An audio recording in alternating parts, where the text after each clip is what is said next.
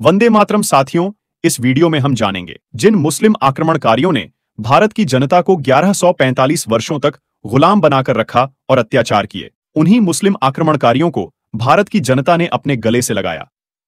आखिर ऐसा करने से भारत की जनता को क्या मिला? तो चलिए वीडियो शुरू करते हैं।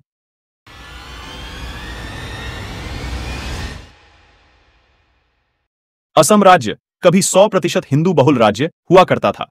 धीरे धीरे वहां गरीब भारतवासियों को तलवारों के दम पर मुसलमान बनाया गया और पैसों के दम पर ईसाई बनाया गया, जिसके कारण असम राज्य के 17 जिलों में मुसलमानों की जनसंख्या इतनी अधिक हो चुकी है जिसका हम अंदाजा भी नहीं लगा सकते हैं।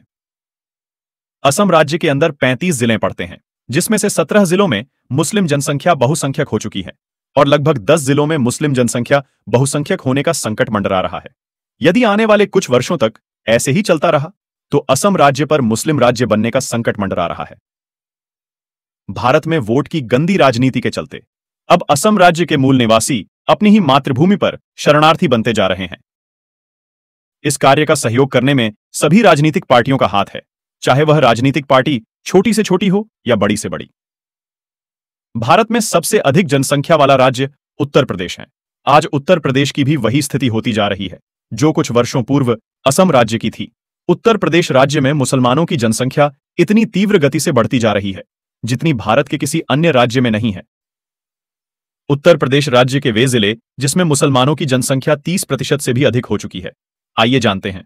मुरादाबाद में 51%, रामपुर में 51%, बिजनौर में 43%, सहारनपुर में 41%, मुजफ्फरनगर में 41%, शामली में 41%, अमरोहा में 41%, बलरामपुर में 38%, मेरठ में 35%, बरेली में 35%, बहराइच में 34%, संभल में 33%, हापुड़ में 32%, श्रावस्ती में 31% और सिद्धार्थनगर में 30%।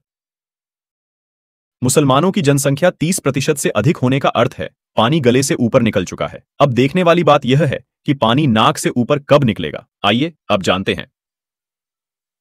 उत्तर प्रदेश राज्य के वे जिले जिसमें मुसलमानों की जनसंख्या 30% से कम है।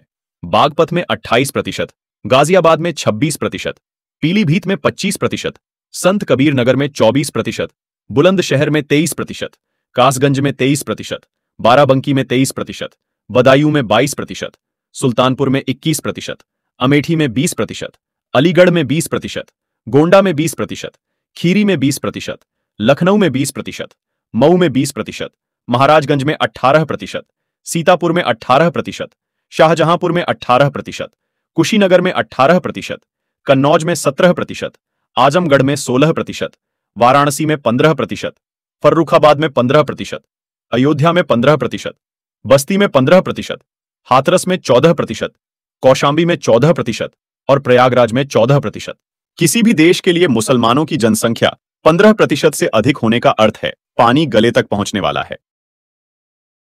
ऊपर जो भी आंकड़े दिए गए हैं वे सभी आंकड़े वोटर आईडी यानी पहचान पत्र के आधार पर दिए गए हैं, जबकि सच्चाई इससे और अधिक कड़वी है, क्योंकि हमने जो भी आंकड़े आपके सामने प्रस्तुत किए हैं ये सभी आंकड़े 2011 की जनसंख्या जनगणना के आधार पर दिए गए हैं। यदि बात करें वर्तमान की तो मुसलमानों की जनसंख्या इतनी अधिक हो चुकी है जिसका आप अंदाजा भी नहीं लगा सकते हैं, और वह कैसे, आइए जानते हैं। औसतन हिंदू परिवार में 6 से 7 व्यक्ति होते हैं। हिंदू परिवार के 6 से 7 व्यक्तियों में से मां, बाप, बेटी, बेटा आदि लगभग 5 व्यक्तियों के पहचान पत्र बने होते हैं, और वही मुस्लिम परिवार में लगभग 9 से 12 व्यक्ति होते हैं। मुस्लिम परिवार के 9 से 12 व्यक्तियों में से मां, बाप, बेटी, बेटा आदि लगभग 6 व्यक्तियों के पहचान पत्र बने होते हैं। इसमें समझने वाली बात यह है, अगर आंकड़ों की बात की जाए तो आने वाले 10 से 15 वर्षों में हिंदू परिवार में से 2 पहचान पत्र लिस्ट में जुड़ जाएंगे, जबकि एक मुस्लिम परिवार में से 5 पहचान पत्र लिस्ट में जुड़ जाएंगे। इसका अर्थ यह होता है आने वाले 10 से 15 वर्षों में पहचान पत्र के आधार पर मुसलमानों की जनसंख्या दुगनी हो जाएंगे, जिसके कारण जिन जिलों में मुसलमानों की जनसंख्या 30% से अधिक है उन सभी जिलों में 10 से 15 वर्षों के पश्चात मुसलमानों की जनसंख्या 50 से 70% हो जाएगी। यह एक कड़वी सच्चाई है जिसे नकारा नहीं जा सकता है। जिस देश में मुसलमानों की जनसंख्या 50% से अधिक हो जाती है वह देश तलवारों के दम पर मुस्लिम देश बना लिया जाता है। यदि हमें ऐसा लगता है ऐसी स्थिति भारत में अभी नहीं आई है तो यह सिर्फ आपका वहम है जिसे चाहकर भी आप अपनाना नहीं चाहते हैं। यदि वास्तव में आप सभी को सच्चाई जाननी है तो इसे जानने का एक ही तरीका है। आप सुबह ब्रह्म मुहूर्त में अपने घर की छत पर खड़े हो जाओ। यदि नमाज की आवाज आपको सुनाई नहीं देती है तो इसका अर्थ यह है आप सुरक्षित हो, यानी कि पानी अभी गले के नीचे है। यदि ब्रह्म मुहूर्त में नमाज की आवाज आपको सुनाई दे रही है तो इसका अर्थ यह है पानी नाक तक पहुंचने वाला है। यदि आपने समय रहते कोई कड़े कदम नहीं उठाए तो हमारी भी स्थिति ऐसी हो जाएगी जैसी स्थिति जम्मू और कश्मीर में हो चुकी है। यदि हमें इस स्थिति से बाहर निकलना है तो सबसे पहले हमें इस गंदी राजनीति से बाहर निकलना होगा, क्योंकि हम सभी देशवासियों ने अपनी जातियों के मुताबिक अपनी अपनी राजनीतिक पार्टियां बना रखी हैं। जब तक हम इन गंदी राजनीति में फंसे रहेंगे तब तक स्थिति दिन प्रतिदिन बिगड़ती रहेगी, लेकिन हमें दर्शाया जाएगा स्थिति सुधर रही है और विश्वास दिला जाएगा, जबकि वास्तव में ऐसा नहीं होगा।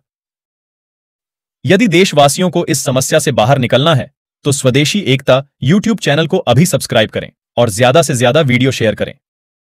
आगे आने वाली वीडियो में हम भारत में उपस्थित सभी समस्याओं के बारे में बात करेंगे, साथ ही उन समस्याओं का क्या समाधान है यह भी बात करेंगे। जय हिंद।